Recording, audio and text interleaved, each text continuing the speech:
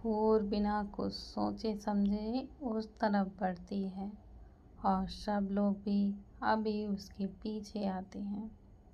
तभी उसे वहाँ पर एक शॉल में कुछ दिखाई देता है और उसे जब रियलाइज होता है कि वो क्या है, उसकी आंखें एकदम बड़ी बड़ी हो जाती हैं।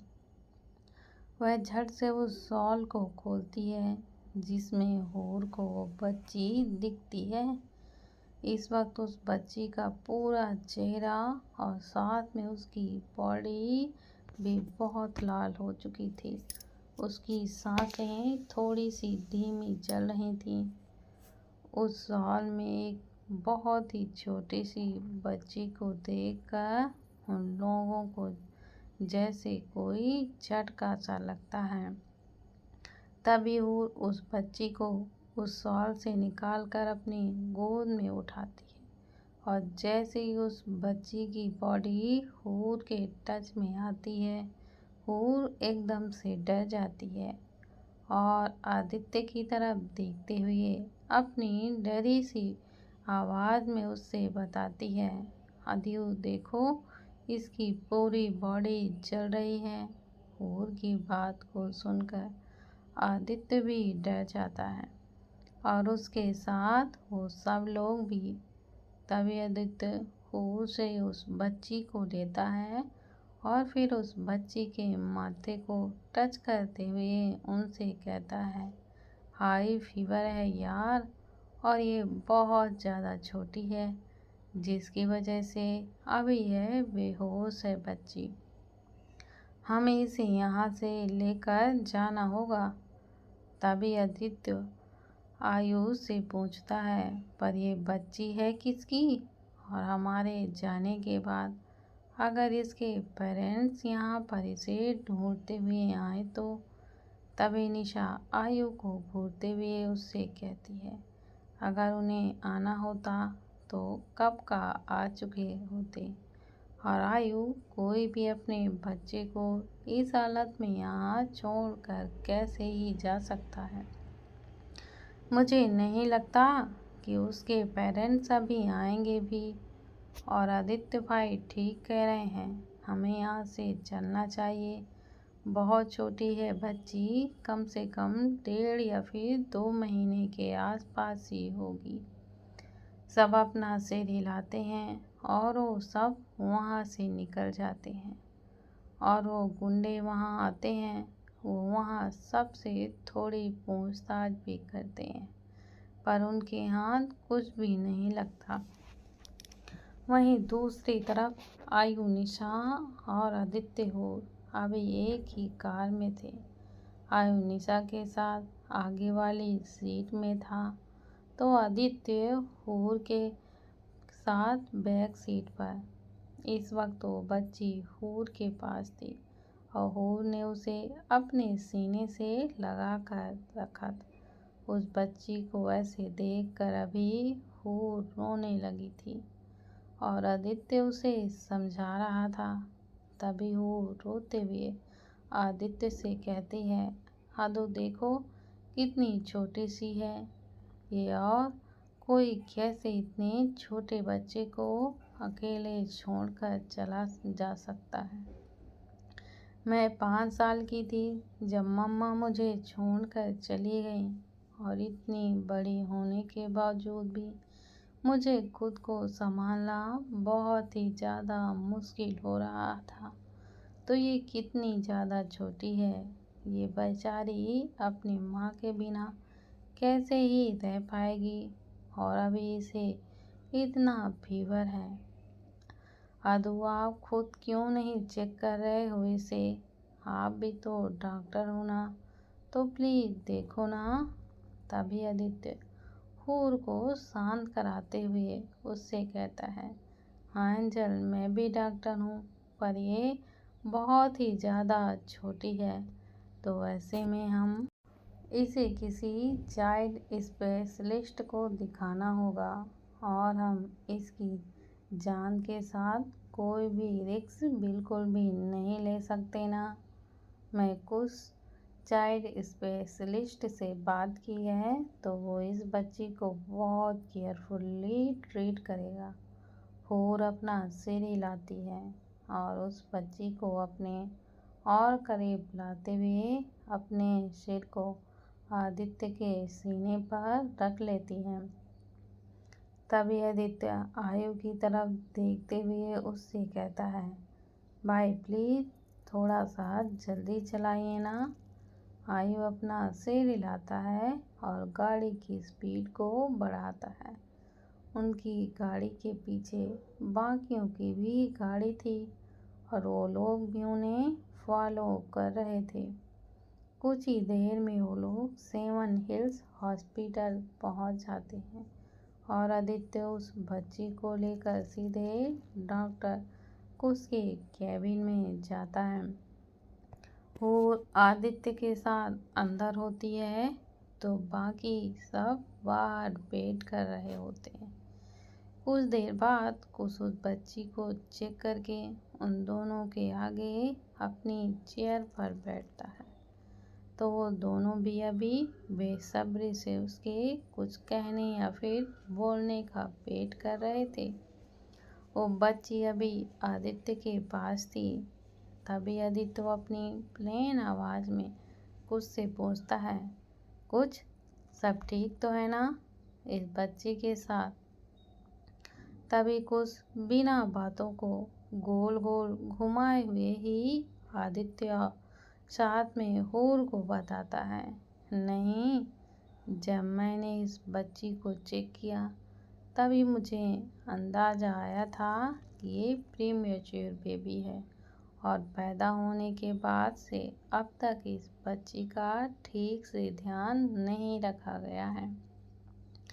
नॉर्मल बच्चों से इसे थोड़ा ज़्यादा केयर चाहिए होगी और हाँ, सबसे इम्पोर्टेंट, आप लोगों को इसे कुछ महीने अपनी बॉडी हीट देनी होगी, कम से कम 3 महीने तो भी, और इससे भी इस बच्ची को बहुत हेल्प मिलेगी।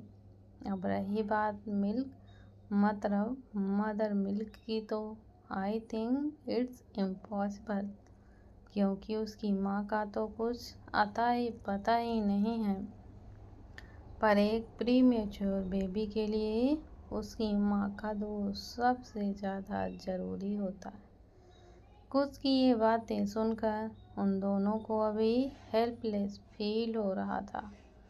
तभी हूर एक नज़र उस बच्ची की तरफ देखती है और फिर थोड़ा सा हिचकिचाते हुए कुछ से पूछती है, ऐसा कोई ऑप्शन नहीं है क्या जिसमें मैं वैसे वो दोनों समझ चुके थे कि हूर क्या पूछना चाह रही थी।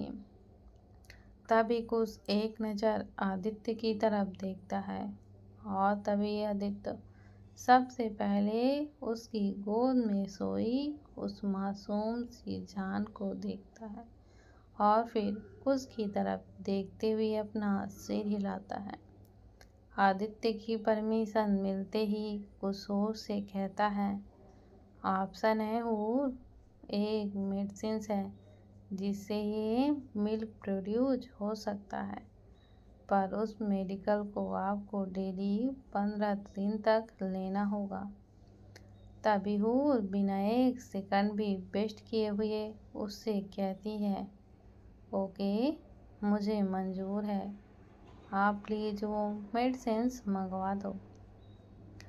तभी आदित्य उस छोटे बच्चे के छोटे से बालों को बहुत ही ज़्यादा हल्के से हाथ से ठीक करते हुए वो उसकी ओर देख कर कहता है, वो मेडिसिन्स आपको 1 घंटे में मिल जाएगी एंजल, आप परेशान मत होइए। पर आप श्योर हैं कि आपको ये करना है? आप अभी इन सब के लिए बहुत यंग हो, तो सोच लो बेबी। तभी हूर आदित्य की बाहों से उस बच्ची को अपनी गोद में लेती है और उसे अपने सीने से लगाते हुए आदित्य से कहती है, मैंने सोच लिया कि ये मुझे करना है। माता रानी ने बच्ची मेरी झोली में डाली है और मैं इसके लिए वो हर एक चीज़ करूँगी जो एक माँ अपने बच्चे के लिए करती है। मुझे पता है कि माँ का प्यार क्या होता है और किसी बच्चे के पास अगर उसकी माँ का प्यार और सिर पर बाप का साया न हो तो उसकी ज़िंदगी नर्क से भी बदतर हो जाती है। हम दोनों ने ही ये फील किया है और हम तभी अच्छे खासे बड़े हैं और समझदार भी। पर ये 2 महीने की छोटी सी जान क्या करेगी अदू और किसके भरोसे रहेगी। हमें तो उनके पेरेंट्स का भी पता नहीं है, तो ऐसे में हम इस मासूम को कहाँ छोड़ेंगे। नहीं, मुझे नहीं छोड़ना है इसे। ये अब से मेरी है और मैं इसकी माँ हूँ। भले ही मैंने इसे जन्म नहीं दिया पर प्यार बहुत दूंगी। ये एक तरह से माता रानी का आशीर्वाद है और मैं इसके लिए कुछ भी करूँगी अदू, फिर चाहे उसके लिए मुझे थोड़ी सी तकलीफ ही क्यों ना उठानी पड़े। आप प्लीज़ इसे मुझसे दूर मत करना दो, प्लीज़। इसी के साथ हूर की आंखों से आंसू बहने लगते हैं और उस बच्ची को अपने बेहद करीब पकड़ती है। तभी आदित्य हूर को हक करता है, पर वो बहुत ध्यान रखता है क्योंकि उन दोनों के बीच में वो प्यारी सी बच्ची जो थी। तभी आदित्य हूर के बालों पर किस करते हुए उससे कहता है, आप रोइए मत एंजल, और मैं क्यों भला इस बच्चे को आपसे दूर करूँगा। अगर आप इसकी मम्मा हो तो मैं भी तो इसका डैडा हूँ ना, और कोई भी बाप उसके बच्चे को खुद से दूर बिल्कुल भी नहीं कर सकता और ना मैं ऐसा होने दूँगा। और अपना सिर हिलाती है। तभी आदित्य उसकी तरफ देखता है जो अभी अपनी छोटी स्माइल के साथ उन्हें ही देख रहा था। आदित्य कुछ से पूछता है, कुछ मेरी बेटी के लिए कुछ लिक्विड मेडिसिन्स वगैरह है जो हम इसे देनी हैं। तभी कुछ आदित्य से कहता है, हाँ सर, 1 मिनट। आदित्य अपना सिर हिलाता है और कुछ उसे प्रिस्क्रिप्शन थमाते हुए उससे कहता है, सर, इसमें मैंने बच्चों के लिए मेडिसिन्स लिख दी है, तो आप प्लीज़ देख लीजिए। आदित्य एक नज़र उस प्रिस्क्रिप्शन पर डालता है और उसे थैंक यू कहता है। आदित्य हूर को हक करता है और उस बच्ची की तरफ देखता है जो अभी बेहोशी में भी हूर से चिपकी हुई थी। तभी आदित्य अपने मन में सोचता है, ये क्या था और क्यों हुआ, मुझे नहीं पता, पर इतना ज़रूर पता है कि ये आपकी मर्ज़ी से हुआ है माँ। ना ही हूर को ऐसे अचानक मंदिर जाने की इच्छा होती और ना उसे वो आवाज़ आती और ना ही बच्ची हूर को मिलती। हम बस वही थे और हम भी ढूंढ रहे थे, पर ये हूर को ही मिली। मतलब कुछ तो कनेक्शन है, ये खून का नहीं पर दिल का ज़रूर ही हो सकता है। अगर आप हमें यही इशारा दे रहे हो और यही चाहते हो कि हम इस नन्ही सी जान को संभालें, इसका ख्याल रखें, तो वैसा ही होगा माँ। हम दोनों इस बच्ची का पूरा ध्यान रखेंगे जैसे पेरेंट्स उनके बच्चे का रखते हैं। ये अब से हमारी, मेरी और हूर की बेटी होगी। ये आदित्य सिंह की बेटी होगी और मैं अपनी बेटी को सारी दुनिया से बचा कर रखूँगा। तभी आदित्य हूर की तरफ देखते हुए उससे कहता है, एंजल चलो, हमारी छोटी सी प्रिंसेस को रेस्ट की ज़रूरत है। लाओ इसे आप मुझे दो, मैं पकड़ता हूँ। हूर आदित्य को बच्ची देती है और फिर वो दोनों बाहर आ जाते हैं जहाँ सब उनका वेट कर रहे थे। तभी आदित्य उन्हें उनका फैसला और बच्ची की कंडीशन का सच उन्हें बताता है। आदित्य और हूर के फैसले के लिए वो सब बहुत ही ज़्यादा खुश होते हैं, पर उस बच्चे की हालत के बारे में जानकर उन्हें बहुत ही ज़्यादा बुरा लगता है। तभी आदित्य उन्हें बताता है, बेबी की एक भी वैक्सीन नहीं हुई है, तो हमें टाइम टू टाइम इसे वैक्सीन लगवाने होंगे। वो लोग अपना सिर हिलाते हैं और तभी आयु आदित्य से कहता है, ला दो बच्ची की प्रिस्क्रिप्शन दे, मैं मेडिसिन लेकर आता हूँ। आदित्य आयु को प्रिस्क्रिप्शन देता है और आयु वहाँ से चला जाता है और कुछ ही देर में वो सब हॉस्पिटल के बाहर होते हैं। तभी निशा उनसे कहती है, गाइज अभी तो और मज़ा आएगा, मतलब सबके साथ हमारी एक बेबी प्रिंसेस भी उसकी मौसी की शादी को अटेंड करेगी। तभी आयु अपनी आई रोल करते हुए निशा की ओर देखकर निशा से कहता है, क्या मतलब मौसी की शादी? क्या तुम अकेले शादी कर रही हो? तुम्हारे साथ साथ मेरी भी तो है। वो सिर्फ मौसी की नहीं पर मासी और चाचू की शादी अटेंड करेगी। तब यूवी कंफ्यूज होते हुए आयु से पूछता है, तो उसका चाचू कैसे होगा यार? तो अदू से बड़ा है तो उसका बड़ा पापा होगा मेरी तरह। तभी आदित्य यूवी से कहता है, नो भाई, आयु भाई ठीक कह रहे हैं, वो मेरी छोटी प्रिंसेस के चाचू ही होंगे, क्योंकि उसके पास आप जो हो उसके बड़े पापा, तो ऐसे में उसे दो बड़े पापा नहीं चाहिए, तो एक चाचू होंगे। तभी निशा आदित्य और हूर से पूछती है, वैसे आप दोनों ने इस नन्ही परी के लिए कोई प्यारा सा नाम सोचा है? तभी वो दोनों अपना अपना सिर हिलाते हैं और फिर एक साथ ही कहते हैं, शहर। तभी वो दोनों एक दूसरे की तरफ देखते हैं, क्योंकि उन्हें नहीं पता था कि दोनों ने एक ही नाम सोचा था।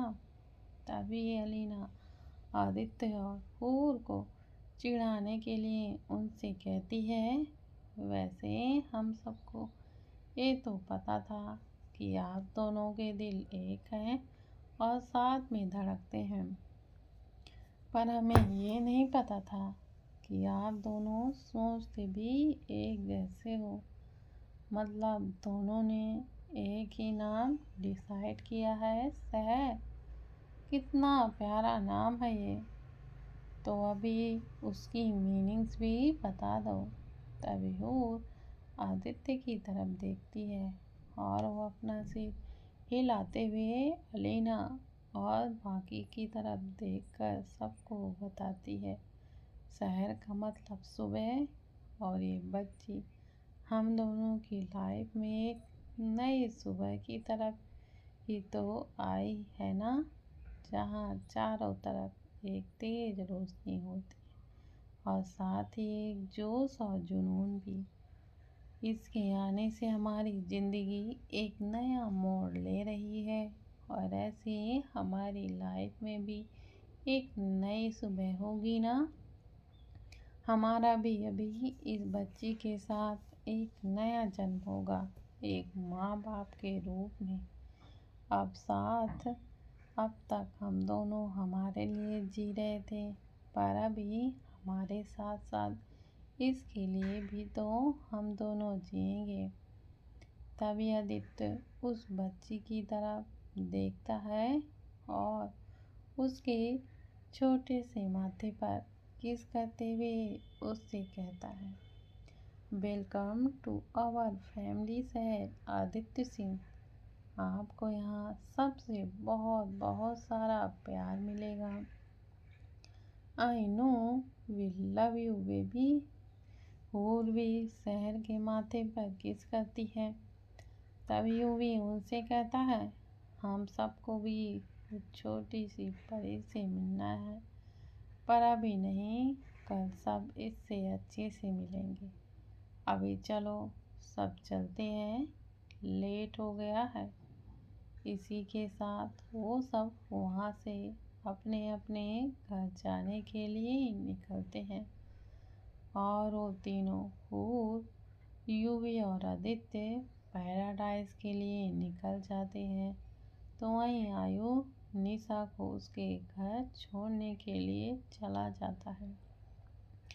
कुछ देर बाद जब आदित्य हूर और उसकी छोटी प्रिंसेस के साथ नीचे आता है, तभी वो दोनों आदित्य और हूर देखते हैं कि आयु और यूवी साथ में बैठकर आयु के फोन में कुछ देख रहे होते हैं।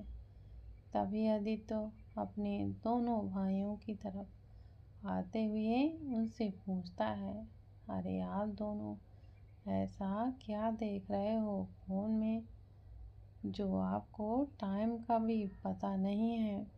तभी यूवी बिना मोबाइल से उसकी नज़रें हटाए आदित्य को बताता है, हम बेबी के लिए कुछ बेबी प्रोडक्ट्स देख रहे हैं, क्योंकि उसे ज़रूरत होगी। तभी आयु आदित्य की तरफ देखते हुए उसे बताता है, तुम दोनों तो बच्ची के साथ बिजी थे, तो सोचा हम ही देख लें। वैसे भाई और मैंने मिलकर सब कुछ ही ऑर्डर कर दिया है और वो कल तक आ भी जाएगा। हमने बेबी के लिए क्रिब भी ऑर्डर किया है, ताकि तुम लोग उसे तुम्हारे रूम में रख पाओ। तभी वो अपनी स्माइल के साथ उनसे कहती है, थैंक यू भैया, थैंक यू बिग भी। तभी यू भी हो से कहता है, प्रिंसेस आपको हमें थैंक यू कहने की कोई भी ज़रूरत नहीं है, क्योंकि हम भी तो शहर के कुछ लगते हैं, और देखना हम इसे बहुत बुरी तरह से बिगाड़ देंगे। तभी और अपनी शैतानी स्माइल के साथ उनसे कहती है, वैसे शहर की मम्मा को इससे कोई भी प्रॉब्लम नहीं है, आप दोनों शहर के डैडा से ही पूछ लो। तभी आदित्य हूर को बैग हक करता है और पीछे से शहर की तरफ देखता है, जो अभी हूर की गोद में थी। आदित्य बड़े ही कूल अंदाज में उससे कहता है, मुझे भी कोई प्रॉब्लम नहीं है, और वैसे भी मेरी बेटी को बिगाड़ने में 85% की रिस्पॉन्सिबिलिटी मेरी ही तो है। तभी आदित्य आगे से आकर शहर को अपने एक हाथ में बहुत ही ज़्यादा ध्यान से पकड़ता है और दूसरे हाथ से शहर के गुलाबी गालों को रब करते हुए उससे पूछता है ना मेरा बच्चा, आपको कोई प्रॉब्लम तो नहीं होगी ना, अगर डैडा आपको स्पॉइल करेंगे। तभी शहर अपनी छोटी सी मुट्ठी में आदित्य की ये उंगली पकड़ लेती है और फिर अपनी बंद आँखों को वह धीरे धीरे से खोलने लगती है। जैसे ही आदित्य उसे उठते हुए देखता है, वो उन तीनों हूर, आयु और यूवी को बताता है, ये उठ रही है। आदित्य की बात सुनते ही वो दोनों भाई उस तरफ आते हैं और हूर भी आदित्य के पास आकर खड़ी होती है। तभी सहर अपनी बड़ी बड़ी आंखें खोलती है जो चॉकलेट ब्राउन कलर की थी। जैसे ही वो सहर की प्यारी सी आंखों को देखते हैं उनके चेहरे पर एक बहुत ही बड़ी स्माइल आती है। तभी सहर अपनी बड़ी बड़ी आंखों से उनके आसपास देखती है और कुछ अनजान चेहरों को देखकर उसकी प्यारी प्यारी सी आंखों से आंसू आ जाते हैं।